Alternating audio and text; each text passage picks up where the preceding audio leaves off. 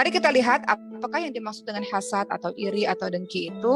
Kalau kita lihat jumhur ulama atau mayoritas ulama mengatakan bahwa hasad, iri atau dengki itu adalah berharap hilangnya nikmat Allah kepada orang lain. Kita berharap agar nikmat berupa harta ataupun kedudukan ataupun ilmu, kita berharap itu lenyap dari orang tersebut. Misalnya ada orang yang lebih pintar daripada kita, maka kita iri, kita dengki, kita nggak suka dengan itu. Kita berharap agar nikmat itu lenyap daripadanya supaya dia nggak pintar lagi.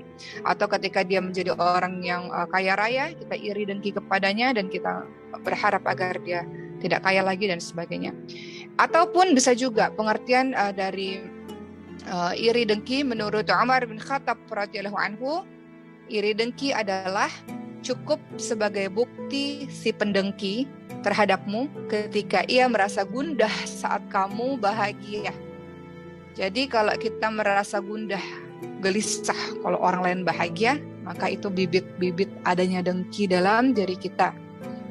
Atau pengertian dengki atau hasad atau iri sama itu ya. Kata Ibnu Taimiyah, artinya adalah hasad adalah benci dan tidak suka terhadap kebaikan yang ada pada orang lain yang ia lihat. Atau bahasa mudahnya SMS, suka melihat orang lain senang, suka melihat orang lain sedih, sedih melihat orang lain senang. Itu iri dan dengki. Coba kita lihat, ternyata iri dan dengki ini sudah ada sejak dulu. Dosa di langit dan di bumi. Dosa di langit kita ingat pada saat iblis iri dan dengki kepada Nabi Adam alaihi salam. Ketika Nabi Adam alaihi salam diciptakan oleh Allah Subhanahu wa taala dari tanah, diberikan ilmu-ilmu yang sangat luar biasa. Iblis iri dan dengki. Iblis merasa lebih tinggi daripada Adam. Kenapa? Iblis harus sujud kepada Adam. Ingat, sujud di sini bukan sebagai penghambaan, tapi sebagai wujud penghormatan. Jadi iri dengki itu biasanya kaitannya juga ada dengan sifat sombong. Dia nggak suka ngeliat orang lain senang, dia merasa bahwa dia yang lebih layak untuk mendapatkan kenikmatan itu. Jadi dosa di langit sudah memberikan contoh kepada kita semua bahwa iblis pada saat itu merasa iri dengki dengan Nabi Adam alaihissalam. Kenapa Nabi Adam alaihissalam diberikan nikmat oleh Allah berupa ilmu yang sangat luar biasa sehingga iblis harus sujud kepadanya. Jadi iblis iri dan dengki. Dan lihat efek dari iri dengki apa? Selain nggak suka, benci luar biasa dan berharap agar lenyap nikmat itu ciri iri dengki. Maka apa yang dilakukan oleh iblis, teman-teman sekalian? Iblis seperti yang kita tahu menggoda Siti Hawa dan pada akhirnya Nabi Adam alaihissalam untuk memakan buah keabadian. Di mana ketika Nabi Adam alaihissalam dan istrinya Siti Hawa memakan buah itu, maka diusir dari surga. Lenyaplah kebahagiaan dari Nabi Adam alaihissalam karena diusir dari surga. Jadi itu ciri-ciri dari orang iri dengki. Awalnya benci, nggak suka, kemudian berusaha melenyapkan bagaimana caranya agar nikmat itu hilang dari orang tersebut.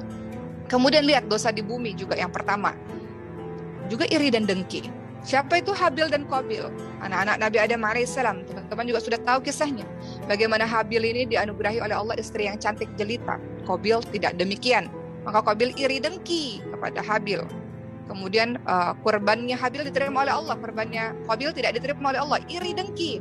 Apalagi kelanjutan dari iri dengki ini, gak suka melihat orang lain punya kenikmatan, gak suka melihat orang lain bahagia, maka berusaha melenyapkan kebahagiaan itu. Kita lihat bagaimana Qabil pada akhirnya membunuh Habil. Kisahnya ada di dalam Al-Quran. Bagaimana Qabil membunuh Habil. Karena apa awalnya? Iri dengki.